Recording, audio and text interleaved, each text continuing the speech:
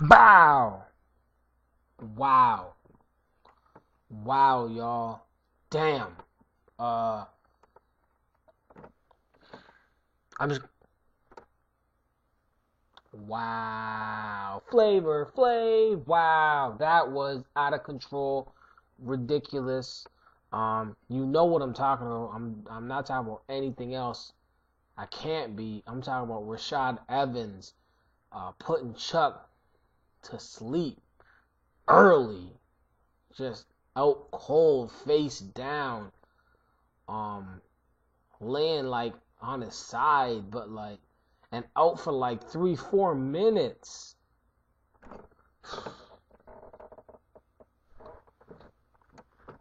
Wow. I said it in my preview or in my my preview. I said I'm pulling for Rashad, but I don't really think he can do it.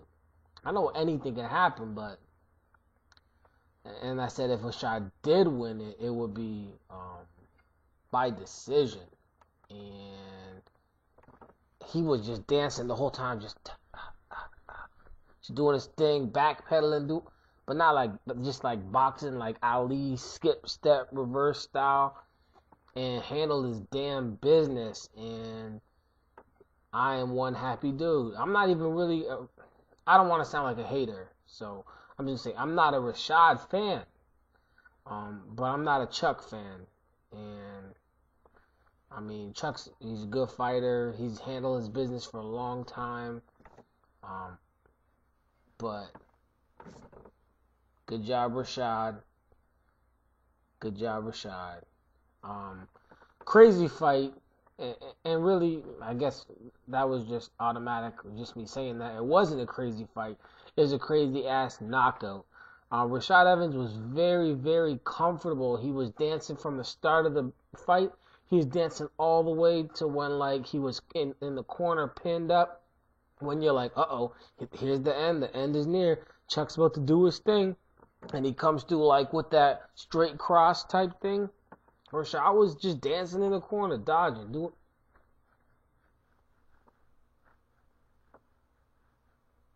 He was just dancing all day, and he was comfortable, and he was moving nice. He cut Chuck early. Um, I gave Chuck the first round. A lot of people, gave it to Rashad, but it didn't matter. Because the second round was the round that mattered. It was a crazy, crazy fight, and one hell of an upset. Just before the fight, this dude was like, "Man, I put $200 on Evans," and I was like, "Well, you must have had $200 extra. $200 you really never ever wanted to see again. That was dumb. You could have gave me 100 and somebody else 100, and we could have bought something, and that would have been a better investment because it would have been like charity." And I was glad, sometimes I'm happy to be wrong. This is a perfect example. Um, wow, knockout of the month. It's only like what is it? Like the seventh? What is it's the seventh, and that's guaranteed knockout of the month. Is knockout of the year up to this point, and it's probably going to be knockout of the year for the rest of the year. And then it's going to be one of the craziest knockouts you'll ever see. Chuck Liddell, face down, blasted.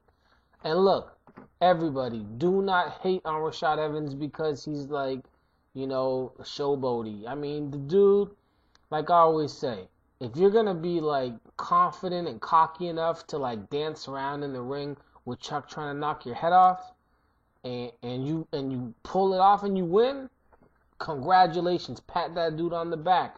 Don't hate. Pat him on the back. Say, great job. You handled your business. You fought. You won. You did your thing. Now, if he would have went out there, danced, and then got caught and got knocked out, then you deserved it. Showboating is something where, like, it depends on whether you win or lose. If you win and you showboat, then cool. If you lose and you showboat, then you're a fool and you got blasted for it. Rashad Evans, still undefeated. I mean, he would have lost. He would have lost to Tito, but Tito held the fence. Maybe he would have, won the round. If Tito hadn't cheated. So Who knows? Fact of the matter is, Rashad Evans is still undefeated. What happens next for Rashad? Really, he should get the title shot. There's really nobody else at this point other than Machida, and they're not going to give Machida a title shot. So, Rampage Jackson, he's supposed to be fighting, coming up in the next few months. He's either going to be fighting Wanderlei Silva or Shogun. Shogun said that he might be fighting Rampage in December. And then now I'm seeing that there might be UFC 91 Wanderlei versus Rampage. So whoever wins that fight, if they are gonna fight for the title, it's not gonna be a month later. So, those guys are off the list.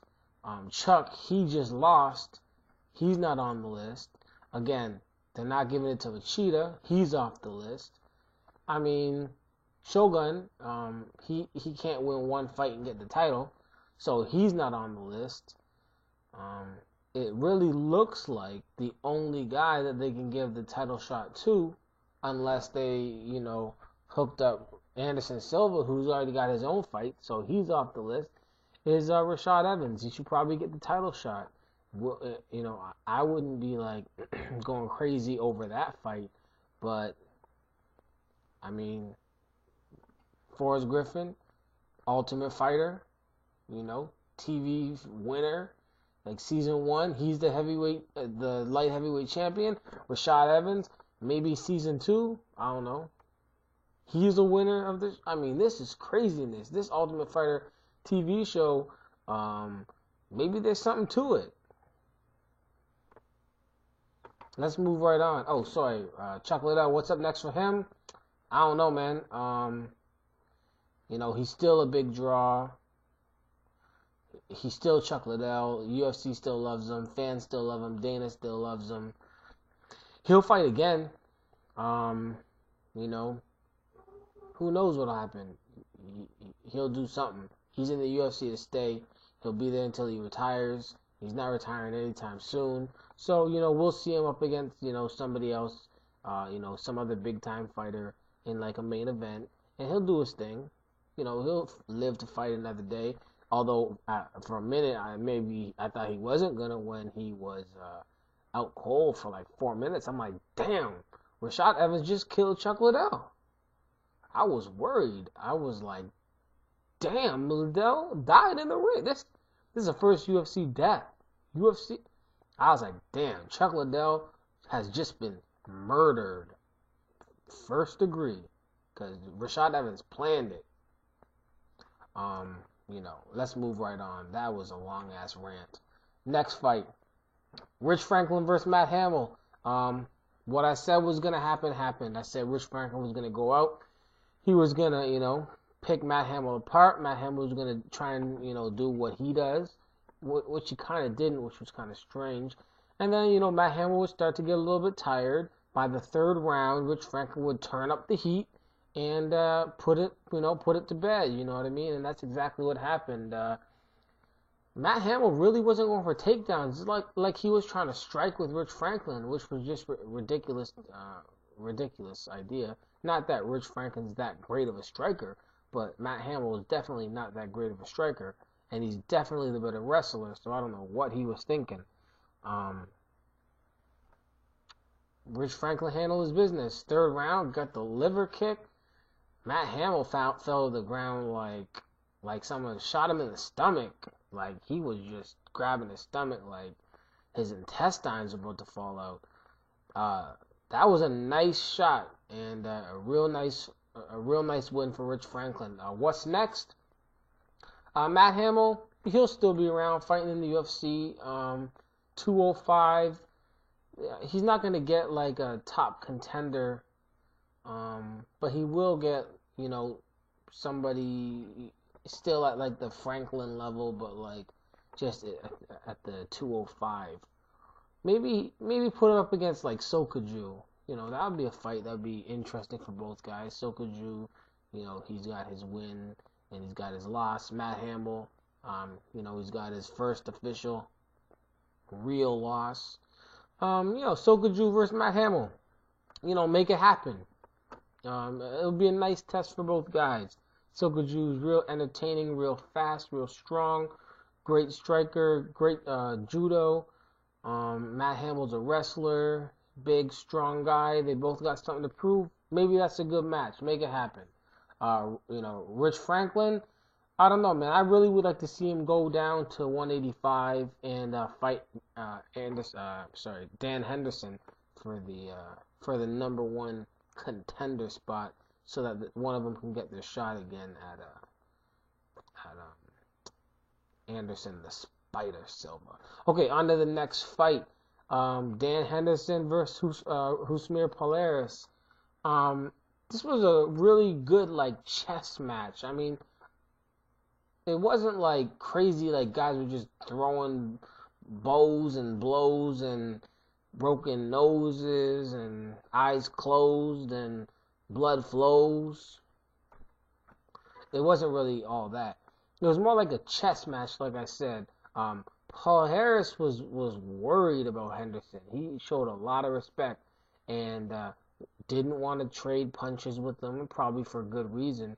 And then Henderson, he played this one like at any given time, if he left his leg in there, it was going to get ripped off, and he had good reason to play the game that way. I was not disappointed by this match. I knew it would be very close, as in they both had to play their own game and do their own thing. Paul Harris, really, his takedowns will work against lower level fighters and even high level fighters that don't have good takedown defense.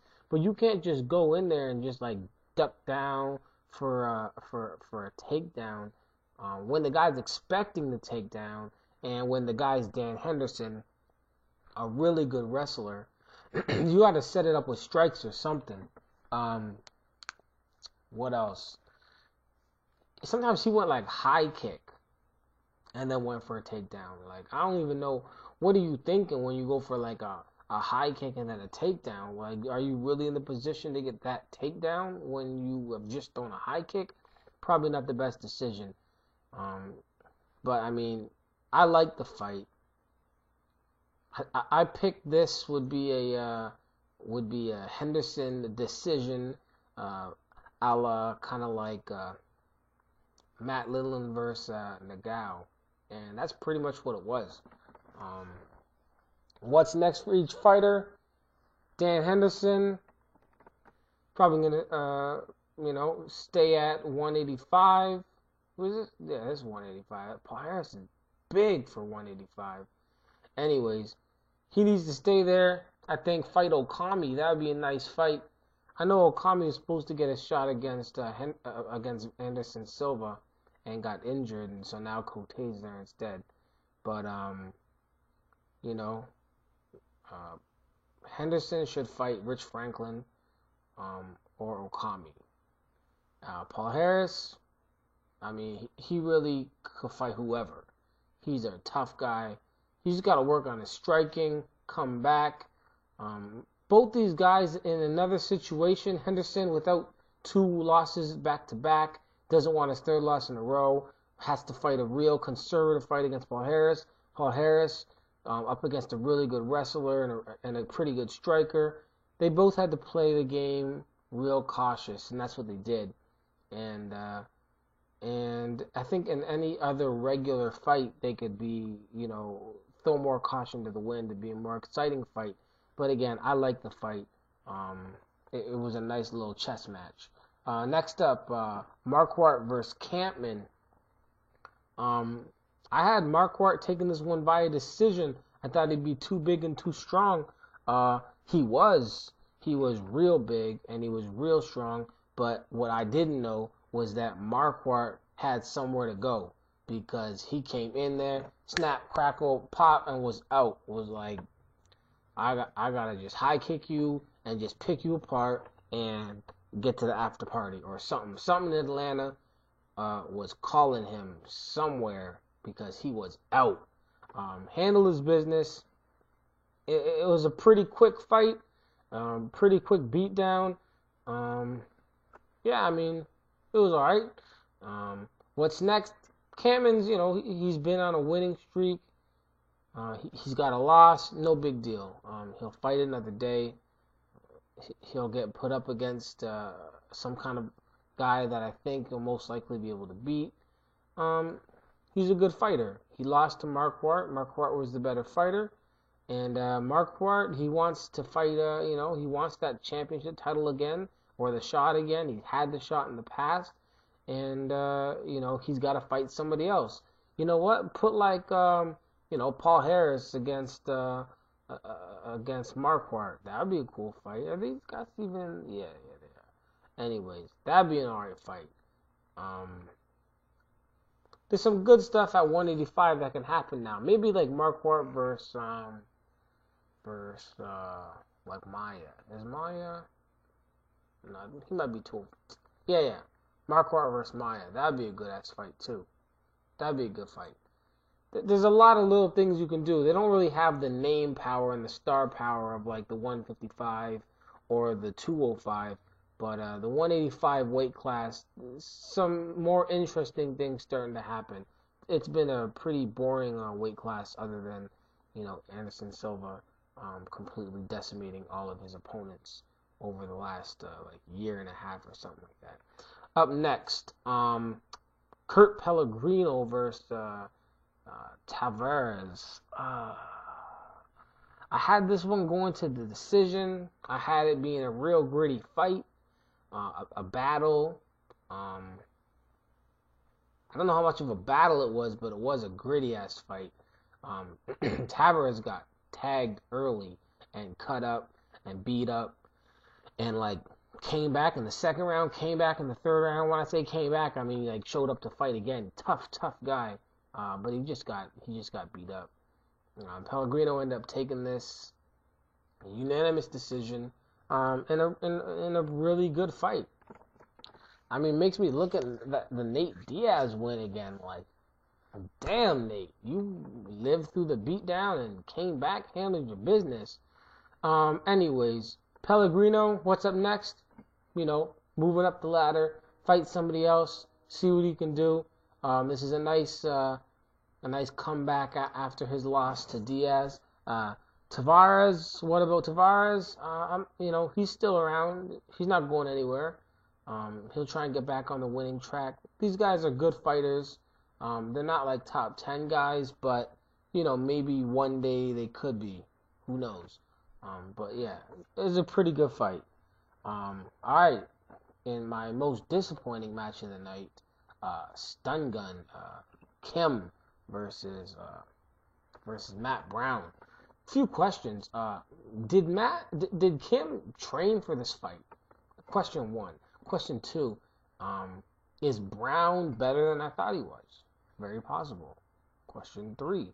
Is Kim worse than I thought he was? I don't know. Who knows what those answers are there? I don't. But one thing I do know is that Kim looked horrible through that fight. And the second thing I know is that Kim won the fight. The biased commentary for this fight, Joe Rogan was just, I was like, does he want Brown's autograph? What is it? Is he does he have stocks on Matt Brown? Does he own a portion of Matt Brown?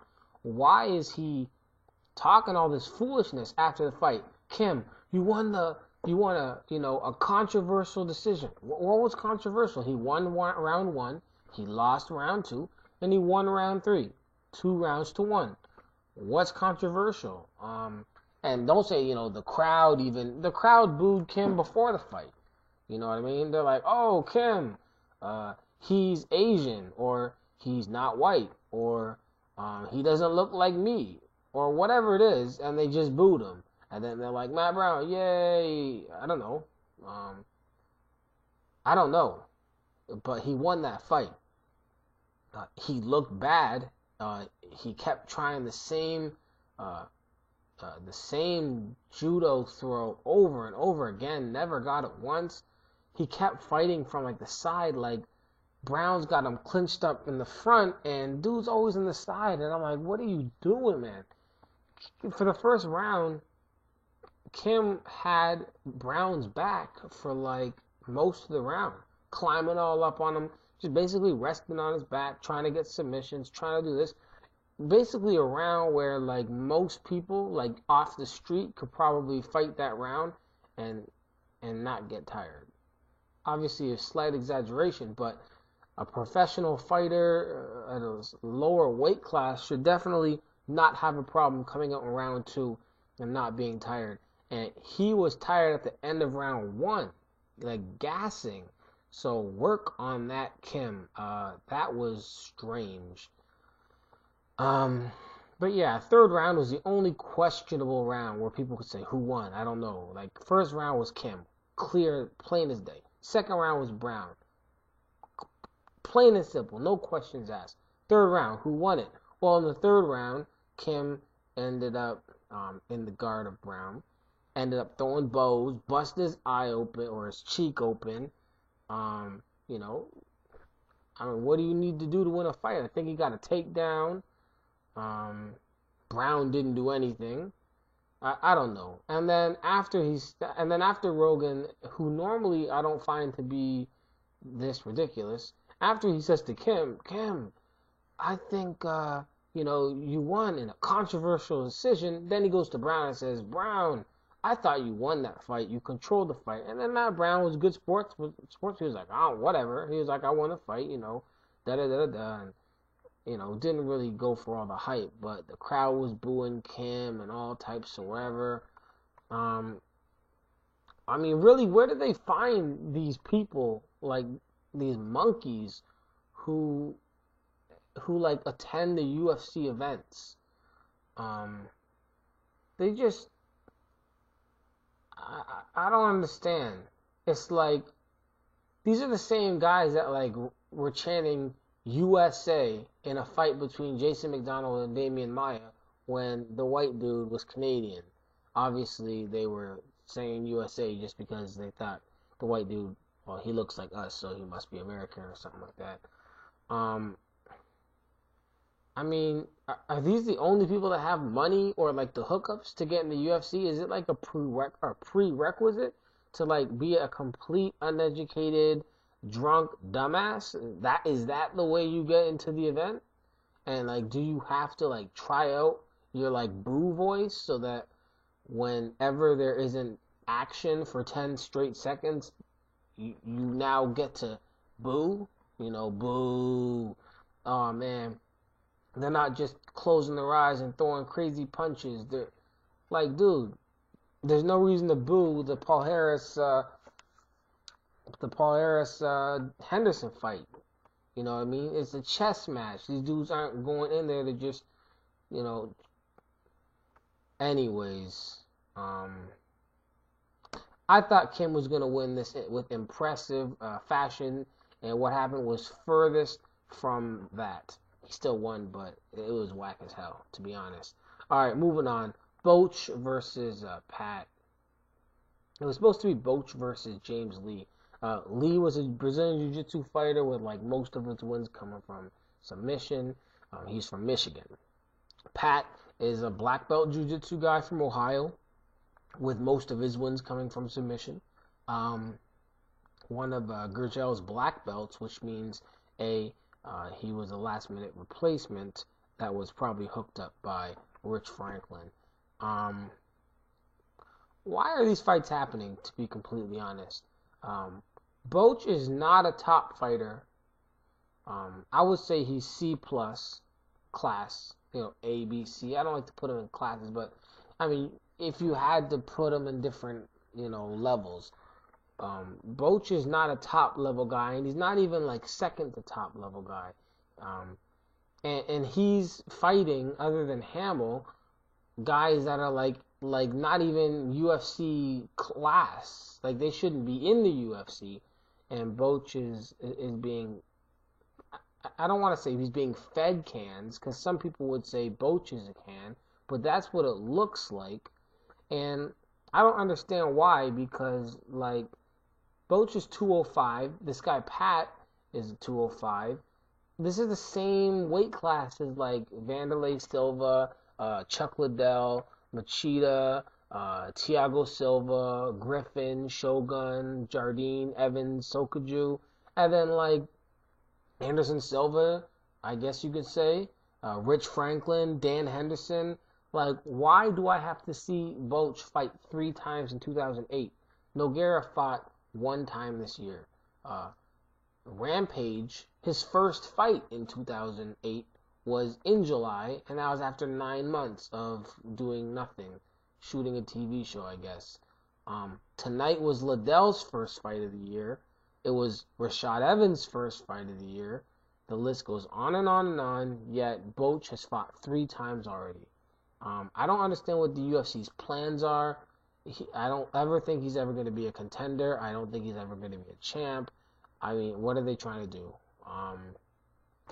Maybe they're trying to set up Boch versus Houston Alexander for you know, I don't know, for hardest hitter or something. I'm not exactly sure what the deal is with that. Maybe that's what's up next. Maybe that's what's next for Boch. Boch versus Houston Alexander. Of course, if Alexander wins, I think Ultimate Fight Night 15, which is coming up in like, damn, that's coming up real close. Anyways, Pratt is out. In the UFC, out of the UFC. See ya. That was a horrible display of mixed martial artistry, maybe you want to call it. That was horrible. Anyways, I had Boch beating Lee in first round knockout. Lee and Pat are like the same guys. So I would have had the exact same thing happen here. I'm going to give myself the win on this one here, or the correct call. These guys are the same mold. Boch, beat them up and fast. All right. Lambert versus McDonald. In the preview, I said that I felt McDonald was the better fighter with better all-around skill, but that just Lambert was like real big and, would probably come out hungry and able to catch McDonald. And, McDonald came out after like 3 weeks, it felt like. I think it was. Maybe a month. But no more than a month after his loss to Maia. He avoided a very close guillotine in the first round, and he got the sub in the second. His Brazilian Jiu-Jitsu was the big factor here, was the big difference.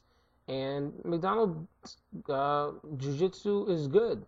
I mean, he's submitted like 17 guys, and as long as he's not up against like the best in the world in Jiu-Jitsu, like if he's not up against Maia or Jacare, or maybe if like the Roger Gracies, if he's not against those guys, then his Jiu-Jitsu will do the job just fine, and it's nothing to be ashamed of. What's next? Lambert, he's out. I would imagine it's his third fight, his third loss in a row, in the UFC.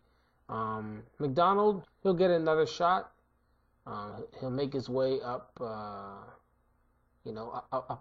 the ladder to try and get that title shot. He's really fought everybody at 185 except Silva. So, basically another 2 significant wins would probably put him in title shot contention against really whoever has the belt. If Cote can get the title shot at 185, then McDonald can definitely get the title shot at 185 with a few more good wins. And the last fight of the night, Rony Carneiro versus Chonin. Man, this was some BS, man.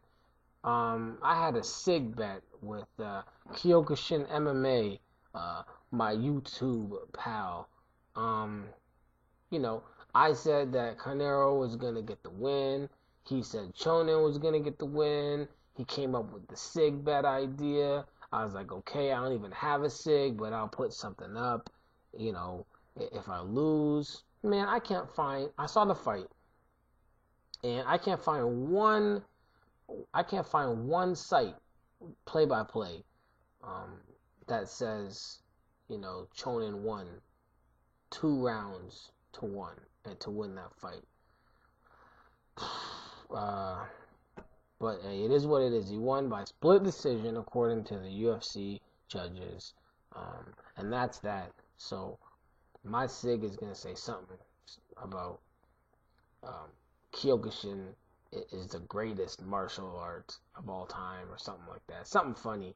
Whatever Kyokushin MMA wants me to say.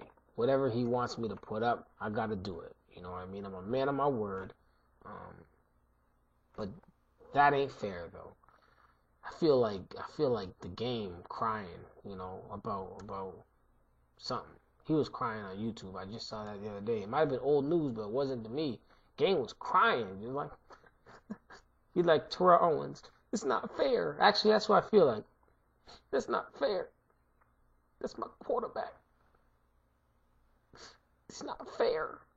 I feel like that right now with this, but it's all good because I feel better the minute I think about that overhand right. Was it a right? I don't care what it was. It was a blast. Shook his whole neck up. Anyways, what's next? Canelo, he's probably gonna get one more chance in the UFC against a relative nobody. It'll be at the bottom of the undercard, and if he loses, he'll be out. He might be out now. Who knows? Rio Chonin, he'll probably get like a big fight again, and by big fight, I'm talking about like Parisian type fight. And we'll see how he does. Congrats to all the winners. Big congrats. Big congrats to Rashad Evans handling this damn business. Back to Parisian. Thursday night, like, he spoke with people, interviews, like, I'm fine, I'm in the best shape of my life, I had an easy weight cut, ready to get down to business, blah, blah, blah, blah, blah, blah, blah. You know what fighters say when they're ready to fight, ready to get down, ready to handle the business. And then, like, Friday morning, he was like, oh, my back, or something, like, I'm hurt, I can't do it, I can't fight, and pulled out of the fight, like, 24 hours, or like the day before. Like, what? Suspect, man. That's a suspect move. How are you in the best shape of your life on Thursday, and then, like, come on, dude. You're not even training at this point. Nobody's still training on Thursday. Fights on Saturday. People aren't training on Thursday night. They're taking breaks. They're just chilling, watching TV, doing whatever you do to try and rest before you get that fight. So I don't know what that was. He was up against a tough competitor. I'm not going to say Parisian would duck him. I'm not going to say that he ran. I'm going to say that it's suspect, though. It's suspect. I mean, I guess he was having some panic attacks, and maybe he had another panic attack, and I don't know. But I really wanted to see that fight. I was looking forward to it. Damn. All right, so overall, man, what do we see? We saw most likely the knockout of the year. And also, if the UFC had like a top 10 knockouts of all time, amazingly, Sugar Rashad Evans will have 2 of them, and Chuck Liddell will be 1 of them. And Chuck Liddell might still be asleep. They might have to start if the next UFC was in Atlanta, they might have to fight around Chuck. Like if there was like a count, like they'd be like 122, 123. Like Chuck was out. Chuck, we need an update right now. If anybody knows Chuck Liddell, we need to find out, is Chuck okay? If you know Chuck Liddell, I want you to message me, because I'm worried. I know he walked out of the ring, but he still was confused. I don't even think he was upset. He was confused. He was like, "When's the fight start?" I think I saw him say, "When does the fight start? And why does my head hurt?" So listen, if anybody knows Chuck Liddell, he's probably at a party. He loves his after parties. Anybody sees Chuck Liddell, you tell me if he's okay. Send me the message. I'll relay the message to the YouTube MMA community, or as much of them wish to watch this channel of mine, and I will update you on Chuck Liddell's well-being, because I'm worried, because dude was out cold for like a whole mini season of Band of Brothers. He was out cold. Damn. Cecil Peoples gave the fight to Brown. Uh, what? Do, Adelaide Bird. That's all I gotta say. Adelaide Bird. For those who know what I'm talking about, Adelaide Bird is the worst judge out of the top judges out there. And Cecil Peoples is trying his damn hardest to take the title from Adelaide Bird. What the heck? Come on, man. What 2 rounds did you get? Worst UFC crowd ever. Ever. Booed Rashad Evans on his way out. Booed Rashad Evans after he won. Worst UFC crowd ever. And UFC crowds have been the worst. Normally, they're the worst anyways. So to have the worst of the worst is just bad. Rashad Evans saved that card. He saved it because as much as like everything was kind of going all right, liver shot knockouts and you know Boach handling his business with the knockouts and as much and Dan Henderson, you know, taking the decision and all that stuff was like I was like uh-oh, and we're probably just gonna see a regular Chuck Liddell knockout here. So this event was not exciting at all. But wrong. That was card saver for me. Props to Rashad Evans.